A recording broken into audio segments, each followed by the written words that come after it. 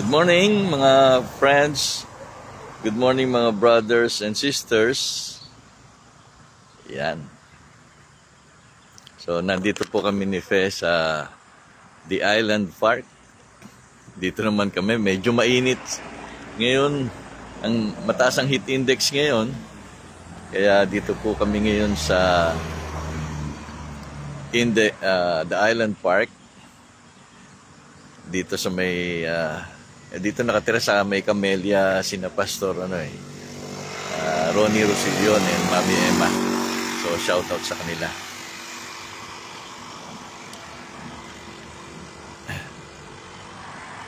Okay, so dito naman kami ngayon mag-walking. Maganda rito, no? Puro mapuno, no? Malilim. Ayan. Malilim dito.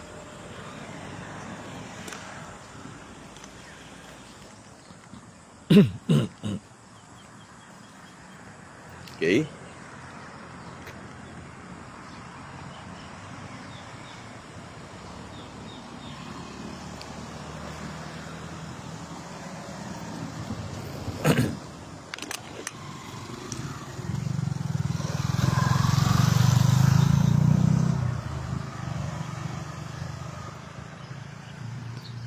Yan, good morning mga brothers and sisters. Good morning mga friends. So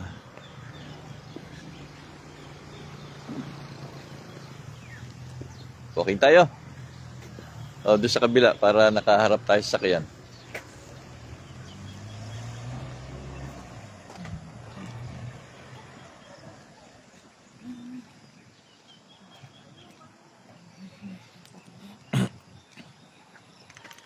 Good morning, Pe. Morning!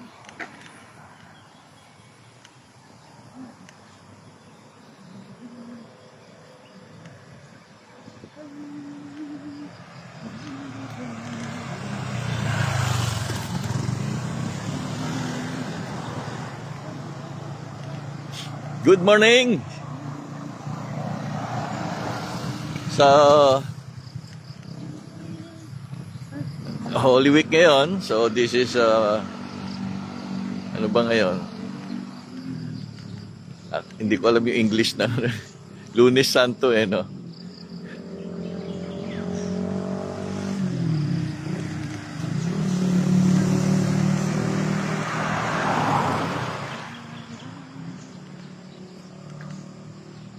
Gaganda ng mga puno rito sa Island Park.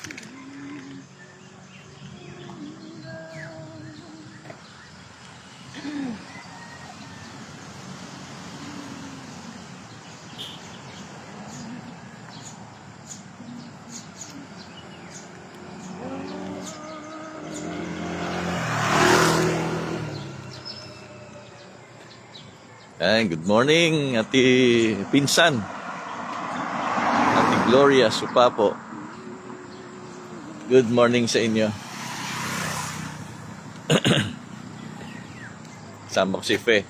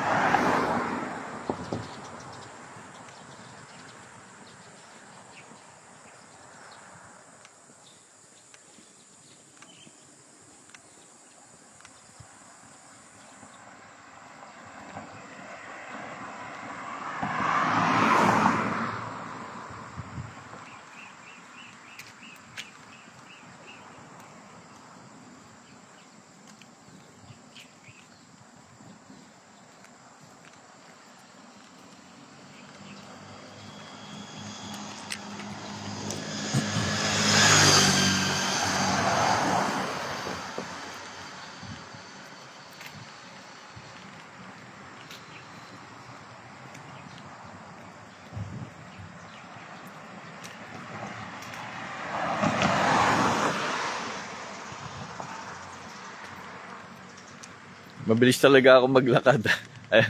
Naiwan na si Pepot.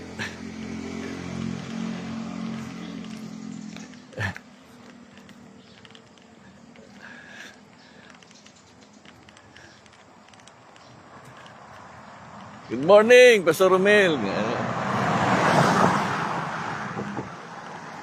Basta ministry. Lagi ko na papanood yung mga short reel mo eh.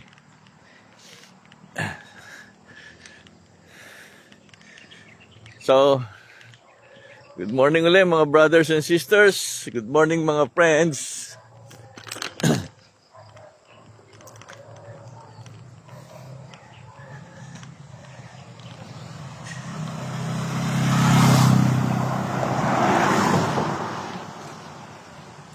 Mag-start po tayo sa ating 7 Last Word series sa ating Bible Morning Walk.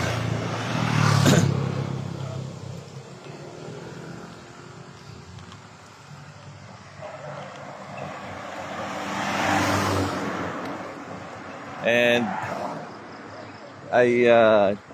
pinili ko ito para magkaroon din ako ng additional insights with regards sa 7 last words ng ating Panginoong Jesus. Many times I've preached on those 7 last words. And marami akong natututunan. So,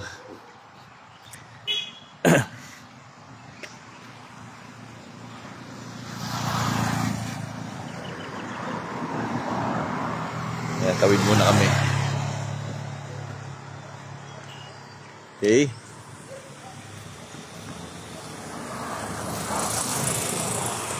Ano yung first words of Jesus on the cross?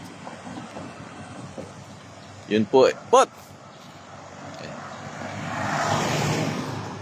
Sa kabila. Ayan.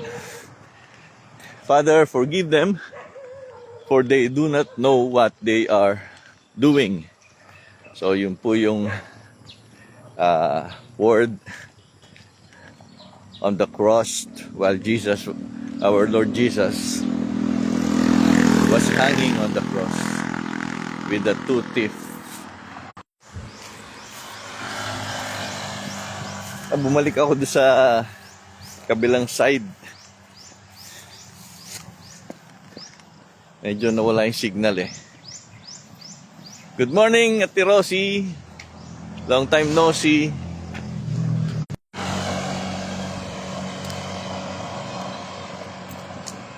Ayan, bumalik na ang ating signal. Good morning uli sa inyo mga kapatid. Ate Rosie, Insan Gloria, and also sa ating Pastor Romil.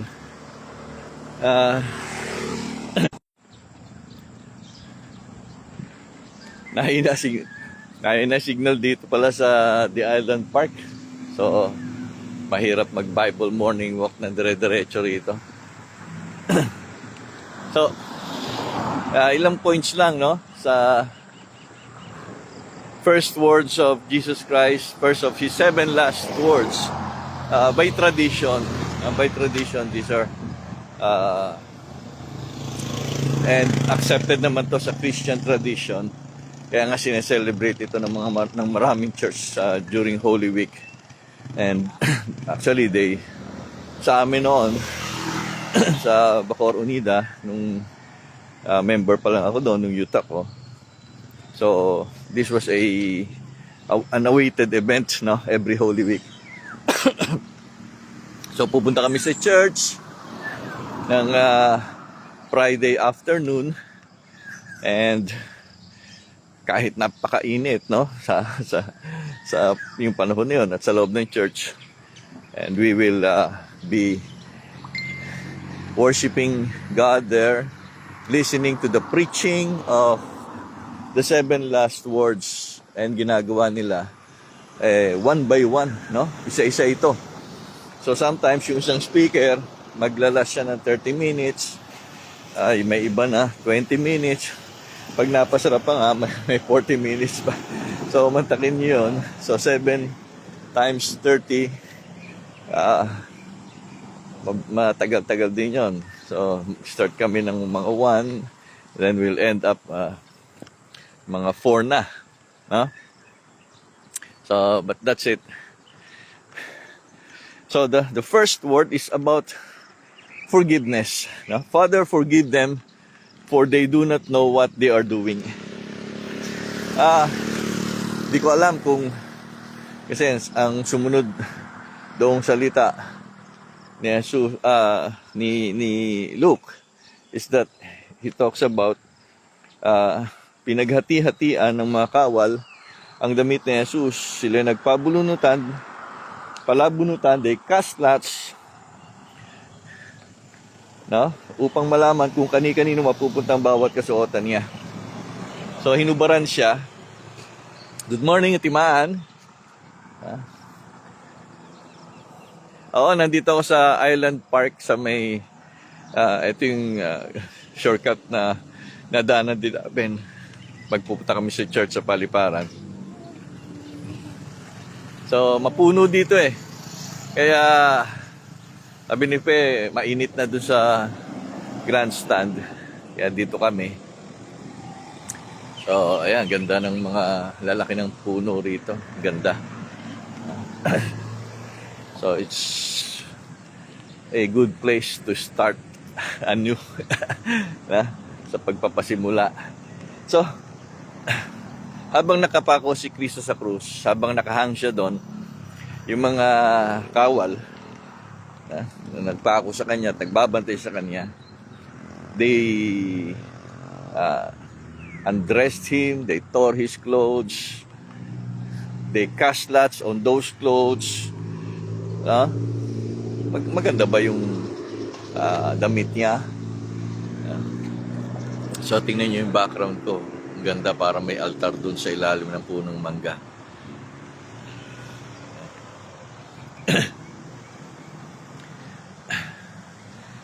And with that background, with that scene, sinabi ni Jesus, Ama, patawarin mo sila sapagkat di nila nalalaman ang kanilang ginagawa. It could pertain doon sa ginagawa sa kanya during his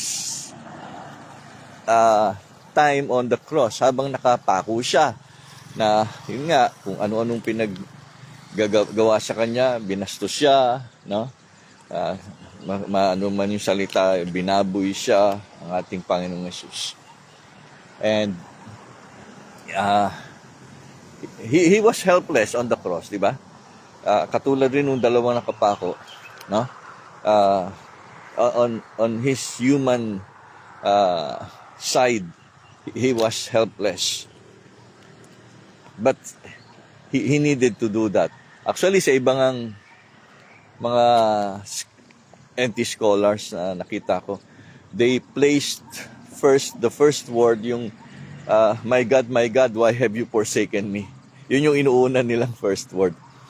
Pero by tradition, sundin ko na lang yung tradition, ito yung first word. Father, forgive them, for they do not know what they are doing. This is a word of forgiveness, no? Ang gandang magsimula rin kasi. I think all of us needs forgiveness, di ba? So yung mga tao ron, no?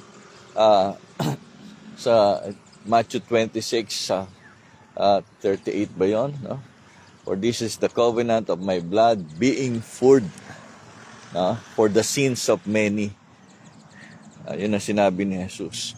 Yung dugo niya, ito ang tipan ng kanyang, bagong tipan ng kanyang dugo, na nabuhos para sa pagpapatawad ng kasalanan ng marami.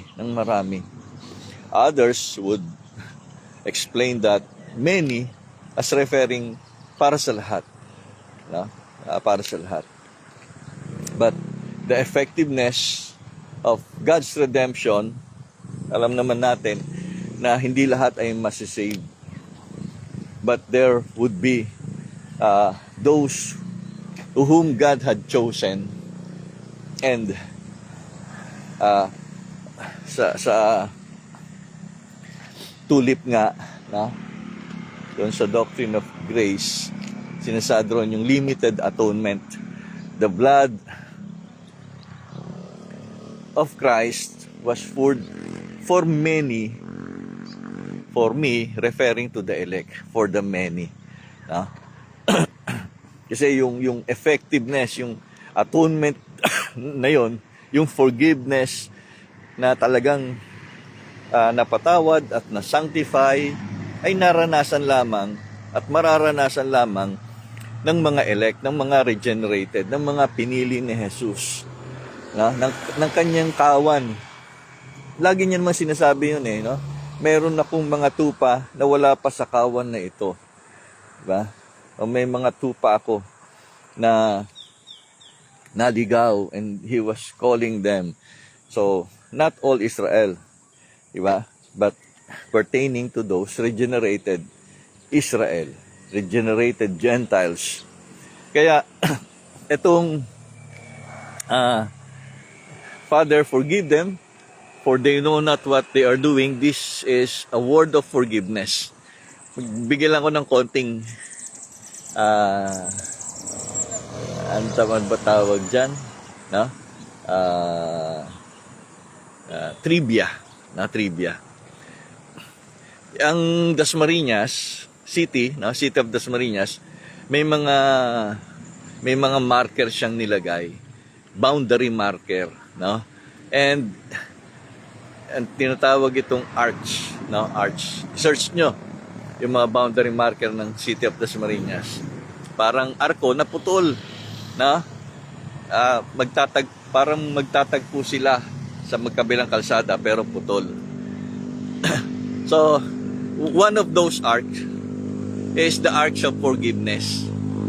Ang ganda ng pagkakalagay nitong arcs na ito. Kasi itong arc na ito ay situated doon sa may boundary ng Imus at Dasmariñas, sa may Malagasang. And kung titingnan mo yung pagkakalagay ng arc, doon sa kanyang, kung papunta ka ng Imus, doon sa kanyang kaliwa, ay nandun yung UCCP Disciples Church.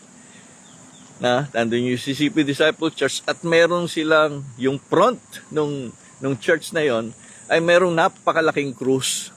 Napakalaking krus. So yung Ark of Forgiveness, pagpasok mo bago ka pumasok ng Imus, nandun yung Ark of Forgiveness. And nandoon sa kaliwa, yung krus ni Jesus. Kung may nakasum lang ako, ipapakita ko sa inyo yung yung picture. So ang galing nagkataon lang ba yon? But hindi naman religious ang idea nung naglagay nun. May mga Ark of Unity, ayan, hindi ko alam yung ibang ark pero yung Ark of Forgiveness na yon, lagi ko nadadaanan din yon. Diba, pag nadadaanan mo, malaking yun, diba? Malaking reminder sa'yo that you need to forgive. You need to forgive. Hindi ko alam ang history ng Dasma at Imus. Pero alam ko, maraming mga tao ang may mga conflict sa isa't isa. Kahit magkakamag-anak, diba? Kahit nga tayo sa ating sarili, may nagkaka-conflict tayo sa ating sarili, and we need to forgive ourselves, di ba? Sabi nga, you need to forgive yourself. Ayan. So, konting trivia lang yon. Kasi nga, ang sabi ng Panginoong Jesus, this is not just a word, this is a praying statement, Father, forgive them. Father, forgive them. Forgiveness ang unang ino-offer ng Panginoong Hesus sa atin in spite of our evilness, of our wrongdoings, iniquities, shortcomings, forgiveness pa, no? After experiencing yung pain, yung mga flogging, mga hagupit, latigo, parusa, dura, suntok, mura, di ba? Forgiveness ang ino-offer ni Jesus doon sa mga tao naroroon na nagbigay sa kanya ng matinding suffering. Being hanged on the cross, sabi nga ni David Gusick, yung being nailed on the cross, parang sa tindi ng hirap nito. No? Yung may mga asthma dyan, no? Siguro makaka-relate kayo. Yung akala mo talagang malalagot na ang hininga mo. Many times, hindi lang isang beses na gano'n ang experience. Maliban pa nga, baka nga, ano tawag dyan? Manhid ka na nga sa mga sugat na nandoon, no? Doon sa pako, doon sa tinik, koronang tinik, baka manhid ka na nga, no? Pero you are trying to catch your breath. Kasi nga, nakahangka yung baga mo, ay ibang klase ng position, nabugbog pa, diba? So, tapos marinig mo, Ama, patawarin mo sila sapagkat hindi nila alam ang kanilang ginagawa. Now, hearing that, kung ako yung isa sa mga baka nga hindi ko papansinin yun because of yung aking intention din, motive ko doon, di ba? Hindi para pansinin ko pa si Jesus. Kasi kung ako yung isa sa mga doon, then I think yung aking yung blinded ako by sin blinded by sin. Kaya yung pagpapatawad na yon, ma-appreciate lang yon ng mga anak ng Panginoon, ng mga Kristiyano, ng mga binigyan na ng paningin na para makita ang kasalanan. Kaya the church would highly appreciate this first word of Jesus. Father, forgive them. Father, forgive us, for we do not know what we are doing. And Jesus knew that yung sinful nature natin. Good morning, John. Kanina habang papunta ako rito, nakikinig-kinig ako ng ilang mga messages. So, gamit ko na tong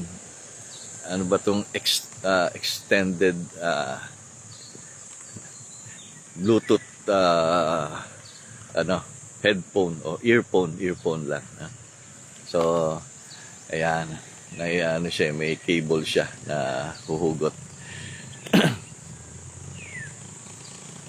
So, ayan mga kapatid, yan po ang ating first word na let's listen to that prayer. Let's listen to the prayer of Jesus. A prayer of forgiveness, praying not only for those people there, but extended ito for the whole of humanity. The blood of Jesus had a power that could forgive everyone. Yet, its atoning work would be limited only to those who would respond by faith. Ang kapangyarihan nito, baga,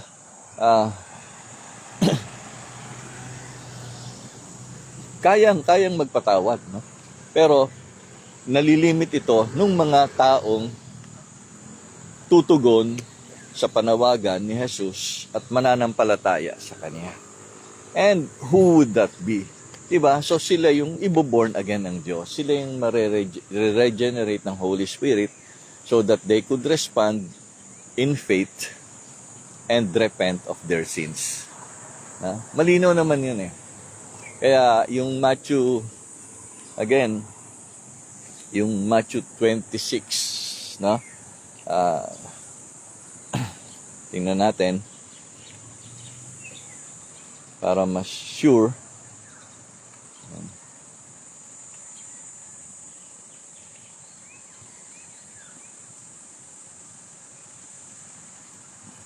Ayan, sa 28 pala.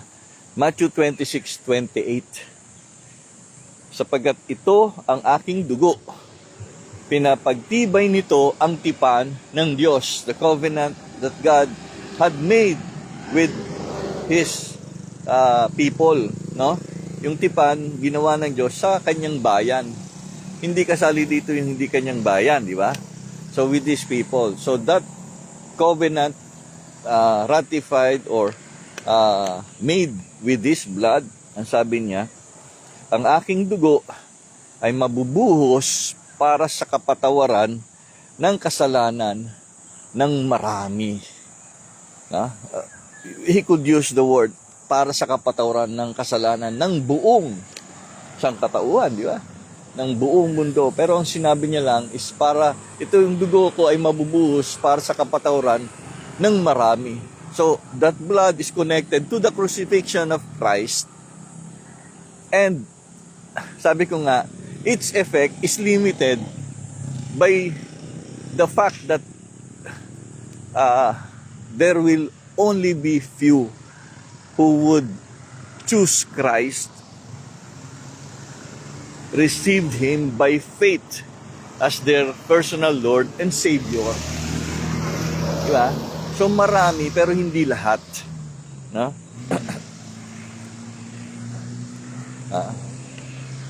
Marami pero hindi lahat. And that's why forgive them for they do not know what they are doing. And praise the Lord kasi isa tayo sa recipient ng forgiveness na yon ng Diyos. Why? Because dumating sa buhay natin na tumugon tayo sa ating Panginoong Hesus ng may pananampalataya at pagsisisi. Again, this is the word of forgiveness. No? Instead of word of revenge. Alam nyo, sabi ko nga kahapon sa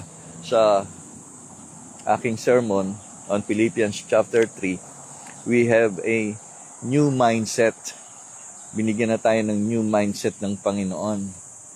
And I believe this kind of mindset, a mindset of forgiveness, ay kailangan natin.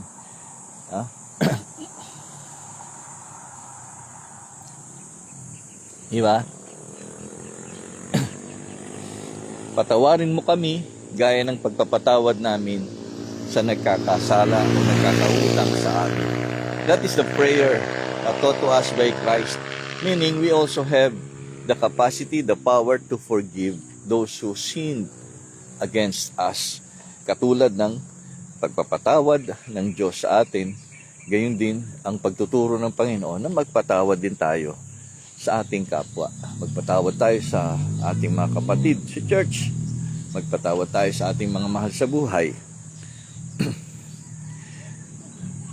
Good morning, Ate Mina. Nakita ko yung yung ad mo ng kasama mo si Rufa May. Meron palang, ngayon ko lang nalaman, meron palang Batang Quiapo Party List. Akala ko Wawa Win Party List lang eh. Ang daming party list ngayon.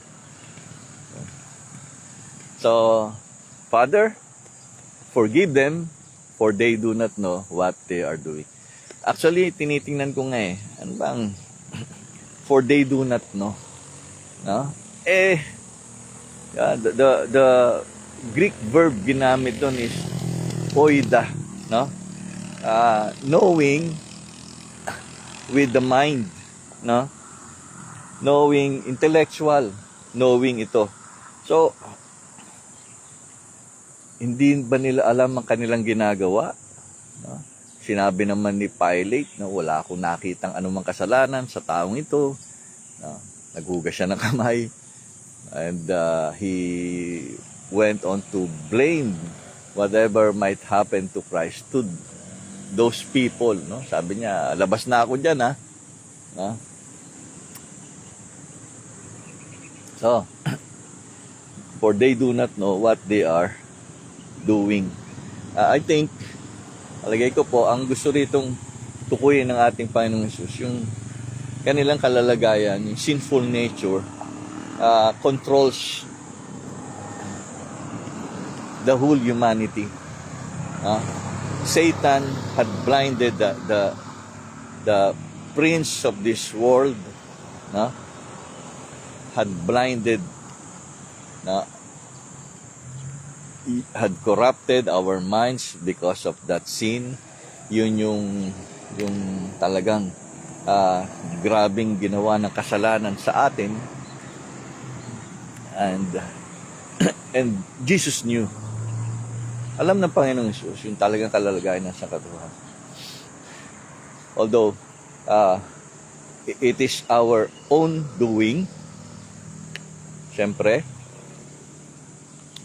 we were given chances to ask for repentance, to repent and ask forgiveness kay Lord.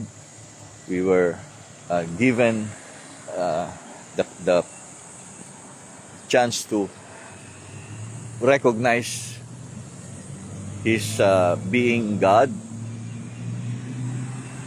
to worship God, to return to God. And we are but guilty of the sins that we made. Kaya nga, wala tayong excuses din eh. Wala tayong excuse sa Panginoon sa mga kasalanang nagawa natin. So, yun si Peo sa likod ko. Ayan. Okay dito. Kasi nga, today, at mataas na naman ng heat index dito sa Pilipinas. And medyo nasusunog na raw ang mukha ko. Kaya, ship naman kami ng ibang lugar.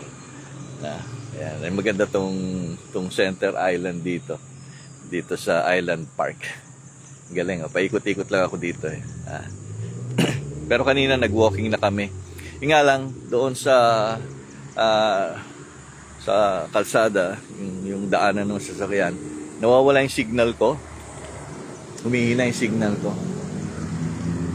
So, nire-remind din tayo na baka humihina na yung signal natin kay Lord, no? Yung connection natin, bumabagal na. Ayan, bumabagal na yung connection ko. And kailangan nating humanap ng lugar. Humanap na kung saan ikaw ay makakabalik sa iyong connection with God. So, the Lord is always ready to forgive. Kahit na ano pang klaseng kasalanan na nagawa mo sa Kanya, He is always ready to offer forgiveness. Offer forgiveness sa atin. Yan. O nga, tama ka nga, Timaan, no? Na-observe mo rin yun. Oo. Kasi doon nga, lagi akong hinihingal. Pero kasi minsan, tumatakbo na ako ng mga 2 round eh. Tinatry ko din yung limit ko. Pero, sarap dito. Ayan, mga kapatid. So, that would be the first word sa 7 last words ng ating Panginoong Hesus. And praying that we receive that forgiveness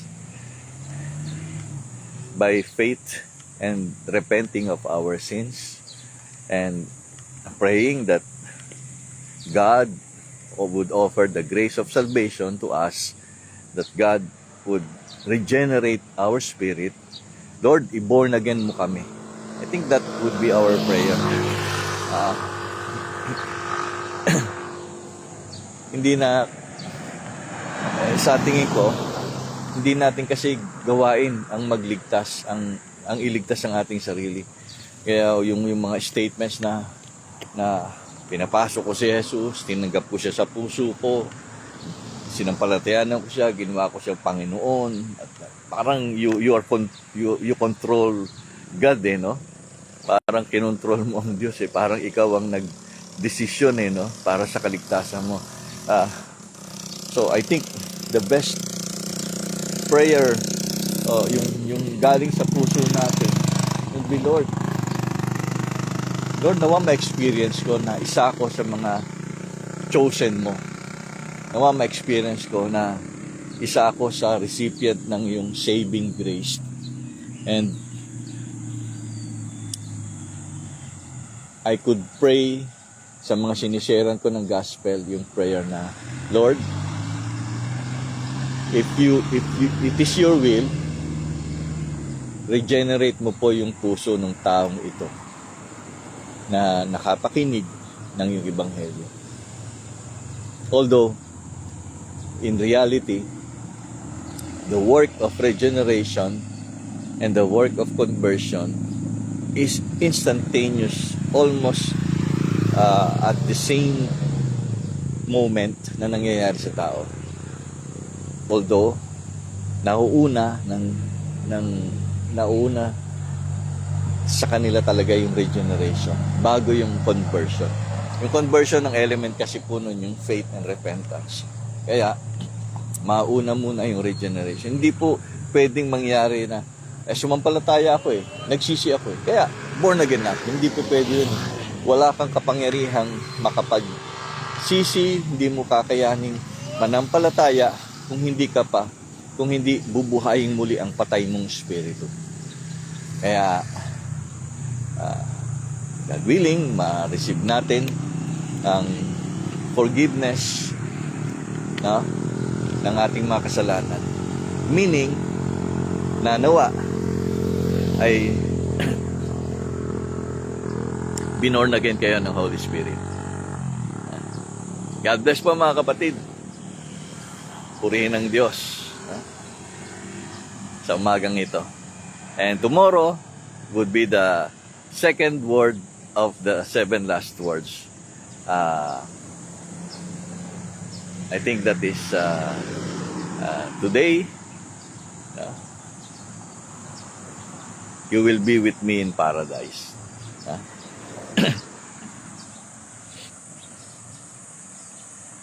Tama-tama rin ito. Malapit na rin po ang Mother's Day.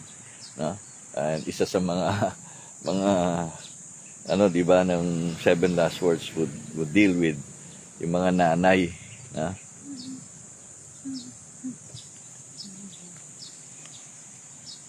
Kaya, sana makasama ko ulit kayo bukas po. And bukas nga, today you will be with me in paradise. Siguro, hanap ako ng medyo mukhang paraiso, pero magandang tong lugar natin Mukhang paraiso na rito. Mapuno, ayan, ikot-ikot lang kami rito ni Pepot. Dito nga sa may parang altar pa. Ayan, galing, sa ilalim ng dalawang punong mangga. May brook. Ayan, although tuyo na nga lang yung brook. Pero galing. Ayan, dito po yan sa The Island Park. Ayan, God bless. God bless mga kapatid.